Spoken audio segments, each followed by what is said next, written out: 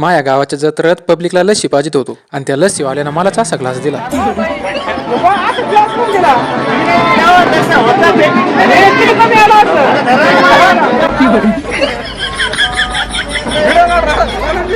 तर रामकृष्ण हरी मंडळी, आज हनुमान जयंतीला माया खिरडी गावाची जत्रा होती आणि जत्रा म्हणल्यावर परत आवरून सावरून आणि परफ्यूम मारून निघालो जत्राला. पण मंदिरात आमचे बजरंग बलीच इतके नटले थटलेले होते ना, त्यांच्या पुढे सगळ्यांचं तेज फिक्क होतं. मग पहिलं त्यांचं दर्शन घेऊन निघालो जत्रा पाहायला. मंदिरा शेजारीच तरुणांसाठी आदर्श असणाऱ्या जय श्रीराम फाउंडेशन मार्फत रक्तदान शिबिराचं आयोजन केलेलं होतं. त्याच्यानंतर जवळच मग मंदिर समितीकडून भविष्यात होणाऱ्या विकास कामांचा आणि गावातल्या थोड्या मोठ्यांनी माझ्या भविष्याचा आढावा घेतला. आणि जत्राच्या थोडा आड बाजूला इकडे लयच गर्दी होती. तिथे गेल्यावर कळलं का तिला काहीतरी खेळ चालू होता. आता या खेळाला तुमच्याकडे काय म्हणते हे कमेंट मध्ये नक्की सांगा. आणि माणसानं आयुष्यात किती खंबीर राहावा ते या कापडाकडून शिका, ज्याच्यावर एवढं सारं बुळकं उड्या मारून राहिलं.